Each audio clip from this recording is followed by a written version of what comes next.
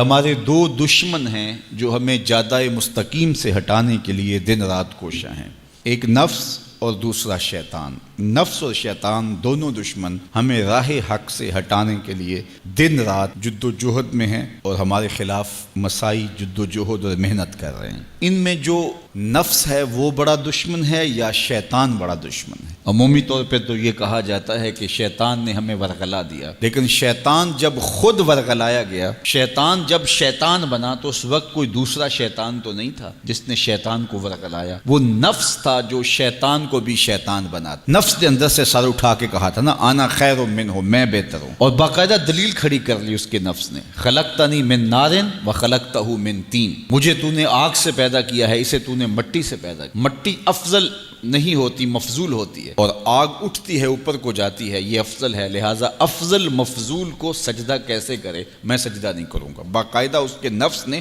ایک دلیل تراشی۔ اللہ اگر چاہتا اس کی دلیل کے بخی و دھیڑ کے رکھ دیتا، لیکن اللہ تعالیٰ نے اس کی دلیل کا جواب دینے کی بجائے کہا جا میرے دربار سے نکل جا۔ اس نے کہا مالک مجھے مہلت دے دے، کہا جا قیامت تک تجھے مہلت۔ اللہ اکبر۔ تو اب شیطان کو شیطان بنانے والا نفس ہے جس نے اندر سے کھڑے ہو کے کہا انا خیر منہ، میں بہتر ہوں۔ اس میں نے شیطان کا بیڑا غرق کر، انانیت اسے کہتے ہیں، انا خیر منہ، اس سے انانیت ہے، میں بہتر ہوں۔ ایک بزرگ تھے، انہوں نے ساری زندگی اپنی زبان پہ لفظ میں نہیں آنے دیا۔ وہ فرماتے تھے یہ وہ لفظ ہے جس نے شیطان کا بیڑا غرق۔ تو وہ اس مفہوم کو ادا بھی کرنا چاہتے تو بألفاظ دیگر کر۔ کسی نے سنا کہ فلاں شخص ہے، اس کی زبان پہ کبھی میں کا لفظ نہیں آیا، تو اس نے کہا لو اس کی زبان پہ یہ لفظ کیوں نہیں آیا؟ میں جاتا ہوں اور ان کی زبان پہ یہ لفظ آئے ہی آئے۔ ہر شخص کی اپنی ترجیحات ہوتی ہے، ایک مہم پہ نکلا کہ ان کی زبان پہ لفظ میں لے کر آنا۔ گیا، حضرت بیٹھے تھے، حضرت ایک مسئلہ پوچھنے آیا ہوں۔ بیٹا پوچھئے۔ کہا شیطان کو کس چیز نے برباد کیا تھا؟ حضرت اب تو بولیں گے نا کہ میں نے اس کا بیڑا غرق کیا تھا، تو کہوں گا جیسے بھی زبان پہ لفظ تو آئی گیا، اور شیخ بھی بڑے سمجھدار تھے، سمجھ گئے اس کی نیت کے کھوٹ کو کہ یہ کیوں آیا ہے اور یہ مسئلہ کیوں پوچھ رہا۔ ہر مسئلہ تفہیم کے لیے نہیں پوچھا جاتا، اس کے مقاصد اور بھی ہوتے ہیں، اور اہل اللہ کو اللہ نے وہ بصیرت دی ہوتی ہے جو سائل کے انداز سے سمجھتے ہیں کہ اس کے مقاصد۔ تو کہا حضرت پوچھنے آیا ہوں کہ شیطان کو کس چیز نے برباد کیا؟ حضرت فرمانے لگے نماز کا ٹائم ہو گیا، ابھی جماعت کھڑی ہونے والی ہے، نماز کے بعد اس پہ بات کر۔ خیر نماز ہوئی، سلام پھرا تو حضرت خود فرمانے لگے کسی نے پوچھا تھا کہ شیطان کو کس چیز نے برباد کیا؟ جواب دینا چاہ رہا ہوں، کس نے پوچھا تھا؟ جھٹ کھڑا ہو گیا میں نے۔ کہا بس اسی نے اس کا بیڑا غرق کر دیا۔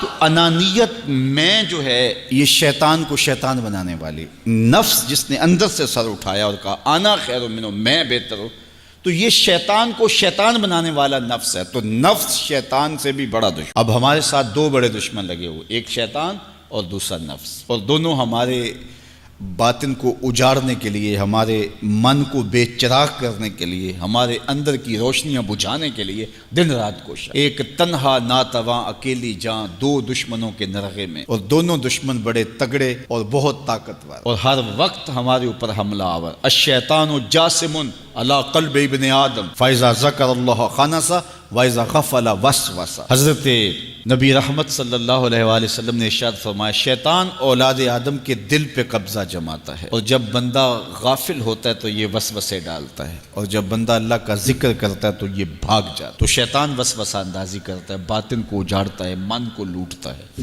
نفس اور شیطان دو بڑے دشمن تھے جو ہمیں جادہ مستقیم سے بہکانے کے لیے دن رات کوشاں تھے۔ اب اللہ کا کرم دیکھیے، اذا دخل رمضان سلسلۃ الشیاطین، جب ماہ سیام جلوہ فراز ہوتا ہے تو شیاطین جکڑ دیے جاتے ہیں۔ جو ہی ماہ سیام شروع ہوتا ہے، چاند طلوع ہوتا ہے تو شیاطین جکڑ دیے جاتے ہیں، پورا مہینہ وہ آزاد نہیں رہتے، جکڑ دیے جاتے۔ سلسلۃ الشیاطین، یہ جو مسجدوں کے دروازے کھل گئے، جہاں 1.5 صف ہوتی تھی وہاں 5 صف تراویوں میں ہیں، تو یہ شیطان کے بند جانے کی وجہ سے۔ لیکن مہنگائی کا طوفان ہے، بد نگاہی ہے، بد تہذیبی ہے، جھوٹ ہے، دیگر امور بد بھی جاری ہیں، یہ نفس کے موجود ہونے کی، نیکی کا ماحول پیدا ہوا یہ شیطان کے بند جانے کی وجہ، لیکن ہماری برائیاں بدستور موجود ہیں یہ نفس کے موجود ہونے کی وجہ سے۔ اب ہمارے لیے آسانی یہ ہو گئی کہ دو دشمن تھے جن کا ہمارے سے مقابلہ تھا، ایک نفس اور دوسرا شیطان۔ ہمارے لیے یہ سہولت ہو گئی کہ ہمارا ایک دشمن باندھ دیا گیا، اب دشمن ایک ہے جس سے ہم نے ماہ سیام میں اور وہ دشمن کون سا ہے؟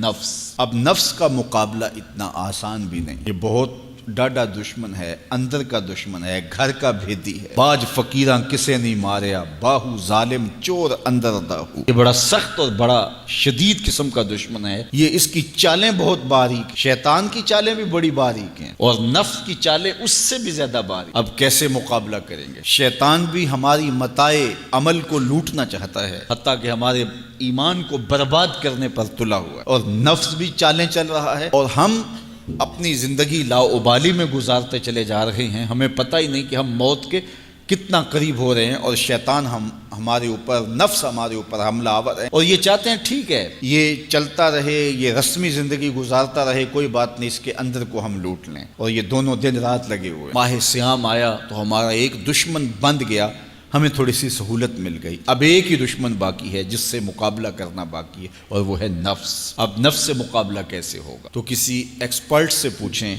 کہ جناب نفس ہے، ہم کمزور ہیں، شیطان دشمن ہمارا بندہ ہوا ہے، 2 محاذ کھلے تھے تنہا جان کے لیے، ایک محاذ بند ہو گیا، اب ایک ہی محاذ ہے، مقابلہ کرنا ہے تو کیسے کرنا؟ اللہ اکبر۔ تو ہم اقبال کی بارگاہ میں عرض کیا کہ آپ بتائیے۔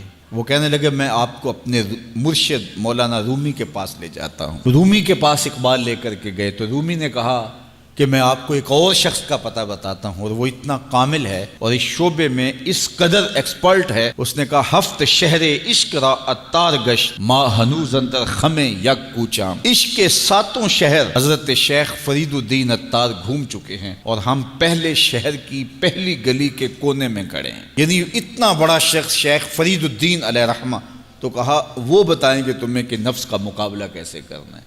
رومی کہتے ہیں کہ وہ میرے بھی استاد ہیں، رومی کہتے ہیں کہ وہ میرے بھی ہادی و مرشد ہیں۔ جس عشق کے شہر میں میں داخل ہوا ہوں اور ابھی کونے پہ کھڑا ہوں، اس طرح کے 7 شہر وہ گھوم کے بھی آئے ہیں۔ آؤ ان سے پوچھتے ہیں کہ جناب نفس قابو کیسے کریں؟ تو شیخ فرید الدین اتار نے کہا نفس نتواں کشت الا باسے چیز، بات گوئم یاد گیرش اے عزیز۔ نفس نہیں مرتا، لیکن 3 اسلحے اگر آپ کے پاس ہوں تو یہ نفس ٹھہر بھی نہیں سکتا۔ غور سے سن لیجئے، روحوں میں اتار لیجئے، اور زندگی میں ہمارا مقصد ہے اس نفس کا مقابلہ کرنا۔ شیطان کا مقابلہ کرنا بھی ہمارا مقصد ہے، اور نفس کا مقابلہ کرنا بھی ہمارا مقصود زندگی ہے۔ ساری زندگی فریب میں ہم میں نہیں گزارنی، زندگی تیزی کے ساتھ گزر رہی ہے اور ہم آغوش موت میں اترنے والے ہیں۔ تو یہ ڈاڈے دشمن ہماری متاع عمل لوٹ رہے ہیں، ہمارے کیے ہوئے عمل کو عجب سے، تکبر سے، ریاکاری سے برباد کر دیتے ہیں۔ ہمیں پہلے عمل کی طرف جانے نہیں دیتے، پھر عمل کے اندر وسوسے ڈالتے ہیں، پھر عمل ہو جائے تو اس کو پھر برباد کرنے کی کوشش کرتے ہیں۔ کتنے ڈاڈے دشمن ہیں جن کے نرغے میں ہم پھنسے ہوئے ہیں۔ تو پھر ہمیں کوئی بندہ مل گیا ہے جو بتا رہا ہے کہ جناب اس کا مقابلہ ایسے کریں گے، تو پھر آج کی سن لیں ہم اور غور کر لیں اور اپنے اندر اتریں۔ تو شیخ فرید الدین اتار ہمیں بتا رہے ہیں، تو سنیے وہ کیا کہہ رہے ہیں۔ نفس نتواں کشت الا باسے چیز، نفس نہیں مرتا، یہ بڑا ڈاڈا ہے، لیکن 3 اسلحے اگر آپ کے پاس ہوں تو یہ ٹھہر بھی نہیں سکتا۔ وہ 3 اسلحے کون سے ہیں؟ خنجر خاموشی و شمشیر جو، نیزائے تنہائی و ترک ہجو۔ ایک خاموشی کا خنجر، دوسرا بھوک کی تلوار، اور تیسرا تنہائی کا نیزہ۔ یہ 3 اسلحے تمہارے پاس ہوں تو پھر نفس ٹھہر بھی نہیں سکتا۔ خاموشی کے خنجر سے نفس پہ وار کیا جا سکتا ہے۔ میرے اور آپ کے آقا و مولا نے فرمایا من سامتا نجا، جس نے خاموشی اختیار کی وہ نجات پا گیا۔ ہماری زندگی کے جتنے بھی برے اعمال ہیں ان میں سے سب سے زیادہ برے اعمال ہماری زبان کرتی ہے۔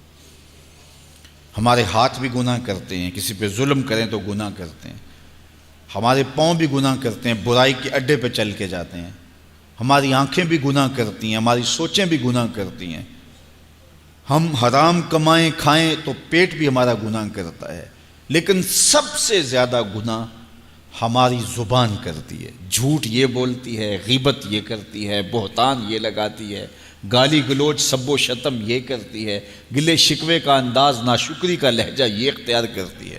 اسی لیے میرے اور آپ کے آقا و مولا نے فرمایا جو تمہارے 2 جبڑوں کے درمیان ہے، یعنی تمہاری زبان، اور جو دو ٹانگوں کے درمیان ہے تمہاری پارسائی کی جگہ، ان دو چیزوں کی تم مجھے ضمانت دے دو، میں محمد تمہیں جنت کی ضمانت دے دیتا ہوں۔ تو اپنی زبان کی حفاظت کرنی ہے۔ دیکھیے یہ سننے کے لیے چیزیں نہیں ہیں محض، بلکہ ان پر ہم عمل کریں، اور آج سے ہی دیکھیے یہ موسم رحمت ہے، رحمت کی برکھا برس رہی ہے، اور یہ موسم نور ہمارے سیکھنے کے لیے ہے۔ تو ہم اپنے نفس کو کیسے قابو کریں گے؟ دو دشمن تھے، ایک بندھا ہوا ہے، چھوٹ کے کچھ نہیں کر سکے گا اگر نفس کو قابو میں کر لیا، اور اگر ہم نفس کنٹرول نہ کر سکے وہ تو جہنم کی آگ میں اور زنجیروں میں جکڑا ہوا پیچ و تاب کھا رہا ہے کہ یہ جو ٹوپیاں پہنے ہوئے مسجدوں میں جاتے ہو نا، میں عید کے دن نپٹ لوں گا تم سے، وہ تو اور نفس کے ساتھ مل کے ہمارا بیڑا غرق کرے گا اور ہمیں اور دور کر دے گا، اور ہماری باطنی اساس اور بنیاد اور کمزور کر دے گا۔ اس لیے ضرورت ہے کہ ہم اپنے نفس کو ان دنوں کے اندر کمزور کریں۔ اس کا پہلا نسخہ کیا ہے؟ خاموشی کا خنجر۔ آپ جب خاموشی اختیار کریں گے، زبان کو صرف ضرورت کے لیے استعمال کریں گے، تو پھر نتیجہ کیا ہوگا کہ آپ کے گناہ بہت کم ہوں گے، جھوٹ کم ہوگا، غیبت نہیں ہوگی، بہتان تراشی نہیں ہوگی، دیگر اعمال جو زبان کے ذریعے سے صادر ہوتے ہیں اور ہم گناہوں میں اضافہ کرتے چلے جاتے ہیں، تو زبان کو اگر کنٹرول میں کر لیں گے۔ اللہ اکبر! حضور علیہ الصلوۃ والسلام نے زبان کے کنٹرول کرنے کی تلقین کی، اور یہ بغیر ہڈی کے گوشت ہے، اس کو سنبھال لیا جائے، 32 دانتوں میں جکڑ کے رکھی گئی زبان ہے، لیکن یہ پھر بھی قابو میں نہیں رہتی۔ اس کو کنٹرول میں کر لو، اس کو قابو میں کر لو۔ ایک روایت میں آتا ہے جب صبح ہوتی ہے تو سارے اعضائے بدنیاں زبان کے آگے ہاتھ جوڑتے ہیں کہ بی بی تو نہ کچھ کرنا، تیری وجہ سے ہم سزائیں کاٹیں گے اور اذیتیں پائیں گے۔ تو زبان کو قابو میں کرنا، اور اس کا علاج کیا ہے؟ خاموشی۔ من صمت نجا، جو خاموش ہوا وہ نجات پا گیا۔ خنجر خاموشی، خاموشی کا خنجر ہو تو نفس کے لیے بہت بڑا وار ہے۔ دوسری بات، شمشیر جو، بھوک کی تلوار۔ بھوک کے ذریعے نفس کشی ہوتی ہے۔ نفس کا مقابلہ بھوک سے ہم کر سکتے ہیں، چونکہ جب بھوک ہوگی تو اس وقت بہت ساری خواہشات جو ہیں وہ دم توڑ جائیں گے۔ اللہ کے محبوب علیہ السلام کا ایک فرمان سنیے، بالخصوص نوجوانوں کے نام۔ یا معاشر الشباب من استطاع منکم الباء فلیتزوج فإنہ اغض للبصر واحسن للفرج فمن لم یستطع فعلیہ بالصوم فإنہ لہ وجاء۔ فرمایا اے جوانوں کے گروہ، تم میں سے جو نکاح کرنے کی طاقت رکھتا ہے وہ دیر نہ کرے، جلدی نکاح کر لے۔ کیوں کہ نگاہ اور پارسائی کی جگہ کا محافظ ہے، تمہاری نظر کو بھی محفوظ کرے گا اور تمہاری پارسائی، تمہاری عصمت کے جوہر کو بھی محفوظ کرے گا۔ تو اگر کسی کے پاس استطاعت ہے تو وہ نکاح کرنے میں دیر نہ کرے۔ فَإِن لَمْ يَسْتَطِعْ، اور اگر کوئی طاقت نہیں رکھتا، اس کے حالات ایسے نہیں ہیں کہ وہ نکاح کر پائے، فَعَلَيْهِ بِالصَّوْمِ، تو فرمایا وہ کثرت کے ساتھ روزے رکھے۔ فَإِنَّهُ لَهُ وِجَاءٌ، روزے اس کے لیے قاطع شہوات ہیں اور اس کی مشکلیں آسان کرنے والے ہیں۔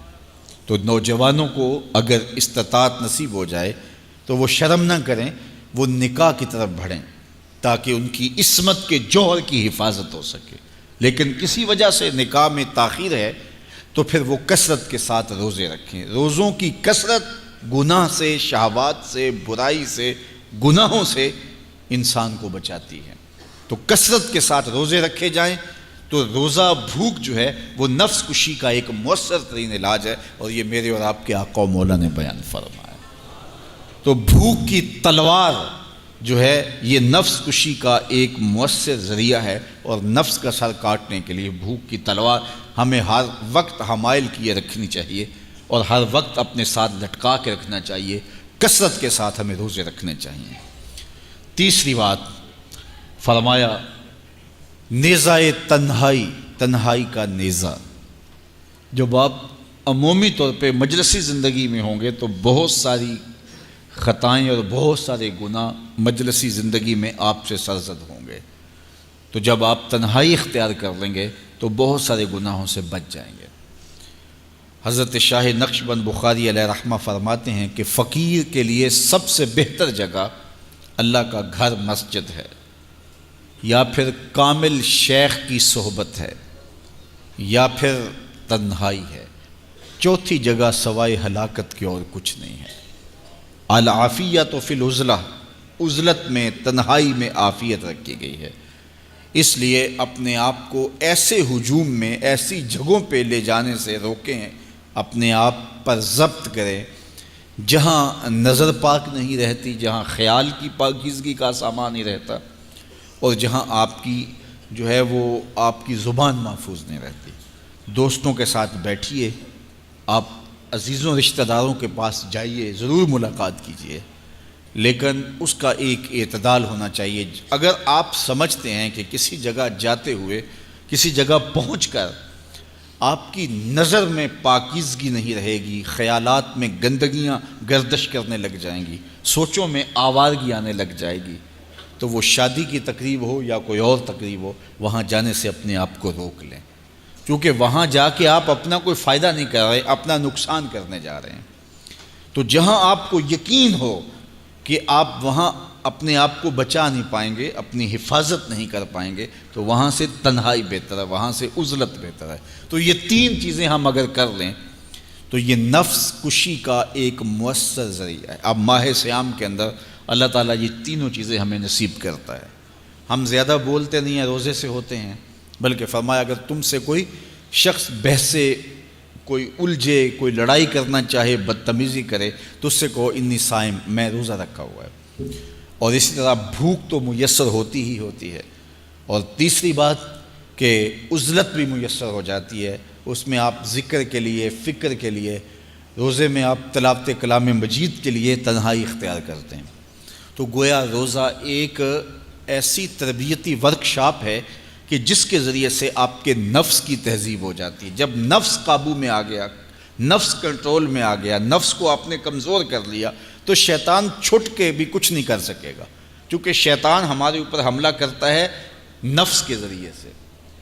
باہر کا دشمن ہے اور نفس اندر کا دشمن ہے۔ ہمارے دیہاتوں میں چوری ہو جائے نا تو بوڑھے بزرگ مل کے بیٹھ جاتے ہیں کہ بتاؤ چوری کیسے ہوئی، تو ایک نقطے پہ سارے متفق ہوتے ہیں، اور وہ نقطہ یہ ہوتا ہے کہ کوئی اندر کا بھیدی ضرور ہے۔ جب تک کوئی اندر کا بندہ نہیں تو باہر سے کوئی آ کے از خود چوری نہیں کر سکتا، تو کوئی اندر کا بندہ ضرور موجود ہے۔ نفس اندر کا بھیدی ہے اور شیطان باہر سے آ کر حملہ آور ہونے والا ہے۔ اس لیے شیطان کو اندر آنے کا موقع نفس دیتا ہے۔ نفس کو ہی کمزور کر لیجئے، وہ آپ کا ساتھی بن جائے، نفس امارہ، نفس مطمئنہ بن جائے، اور وہ نفس جو برائی کا حکم دیتا ہے وہ نفس امارہ کہلاتا ہے، اور جب وہ کثرت ذکر سے، عبادت سے نفس مطمئنہ بن جاتا ہے تو پھر وہ شیطان کے لیے رکاوٹ کا ذریعہ بن جاتا ہے، اور آپ کی زندگی محفوظ ہو جاتی ہے۔ اور یہ ہمارا کام ہے، یہ ہمارے کرنے کا وظیفہ ہے۔ دیکھیے حضرت انسان کو اللہ نے اختیار دیا، زندگی دی، فہم دیا، ادراک دیا، گناہ کی قوتیں اور نیکی قوتیں ساری اس کے ساتھ لگی ہوئی ہیں۔ اس نے صرف ایک لا ابالی شخص کی طرح زندگی نہیں گزارنی کہ جو سامنے آ گیا کھا لیا اور جو زبان پہ آ گیا بول دی، ایسا نہیں ہے۔ یہ تو انسان ہے، اس کو تو اپنی زندگی کی راہیں خود متعین کرنی ہے کہ میری دنیا آخرت کے لیے نفع بخش کیا چیز ہے اور نقصان دہ کیا چیز ہے۔ انا ہدیناہ السبیل اما شاکرا و اما کفورا، کہ ہم نے اس کو دونوں راہیں دکھا دی، وہدیناہ النجدین، اس کو پتہ ہے یہ اچھائی ہے، یہ برائی ہے، اس نے اس سے اجالنا ہے اپنے اندر کو اور اپنے باطن کو سنوارنا ہے۔ تو ماہ صیام ہمارے لیے موسم رحمت اور موسم نور ہے، جو ہمارے اندر کی روشنی کا سبب اور ذریعہ ہے۔ تو آئیے یہ موسم اللہ نے ہمیں نصیب کیا، قرآن مجید کی کثرت سے تلاوت کریں، نفس کمزور ہوگا، تنہائی اختیار کریں، نفس کمزور ہوگا، اپنی زبان پہ قابو کر لیں، نفس کمزور ہوگا، بھوک تو ہم روزے کی وجہ سے کاٹتے ہی کاٹتے، نفس کمزور ہوگا۔ اب شیطان چھٹ کر بھی عید کے دن ہمارا کچھ بگاڑ نہیں سکے گا اگر ہم نے اپنے نفس پہ قابو پا لیا، اور اگر نفس پہ قابو نہ پا سکے تو شیطان تو پھر پیچ و تاب کھا رہا ہے، اور وہ ہمارے اوپر پھر اور زور و شور کے ساتھ حملہ ہوگا اور ہماری متاع عمل کو لوٹ لے گا۔ تو پھر کیا فائدہ ہوا کہ سارے مہینے کی محنت کی، عید کے دن، عید سے 4-5 دن بعد ہم نے لٹا دی، تو فائدہ کیا ہوا؟ اللہ نے اس عورت کی مثال بیان کی ہے قرآن میں جس کا توازن ذہنی ٹھیک نہیں تھا، اور وہ سارا دن سوت کاٹتی رہتی تھی اور شام کو اپنے ہاتھوں سے توڑ دیتی تھی۔ تو کہا کہیں ایسا نہ کرنا کہ تم بھی اس عورت کی طرح ہو جاؤ کہ اپنے ہاتھ سے کاتا ہوا سوت اپنے ہاتھوں سے ہی توڑ دو۔ پورا مہینہ بھوک کاٹی، پیاس کاٹی، تکلیفیں گوارا کیں، اور شام کو جو ہے وہ اپنے ہاتھ سے ہی وہ سوت کاٹنے والی خاتون سوت توڑ دیتی ہے۔ تو کہیں ہم بھی ایسے نہ ہو جائیں کہ مہینے کی محنت ہر سال عید یا عید کے چند دن بعد برباد کر لیں، پھر اگلے سال مہینے کی محنت کریں، پھر عید کو برباد کر دیں، تو کیا فائدہ ہوا؟ تو ہم نے جو نعمت سمیٹی ہے، جو چیز دی ہے، جو چیز حاصل کیا، اس کو جذب کر لیں روح کے اندر، اس کو اپنے من کے اندر اتار لیں۔ اہل ایمان کو ایک دعا تلقین کی گئی ہے، وہ کیا دعا کرتے ہیں؟ ربنا لا تزغ قلوبنا بعد اذ ہدیتنا، اے اللہ ہدایت کے بعد ہمارے دل کو پھر دوبارہ ٹیڑھا نہ کر دینا۔ اگر ہدایت دی ہے تو وہ نصیب ہی رہے، وہ من میں جذب ہو جائے، وہ روح میں اتر جائے۔ تو میں اور آپ اپنی زندگی کو اللہ اور اس کے رسول کے نام پہ لگایا ہے، تو پھر اپنی ساری زندگی کو اللہ اور اس کے رسول کے نام پہ لگا دیں۔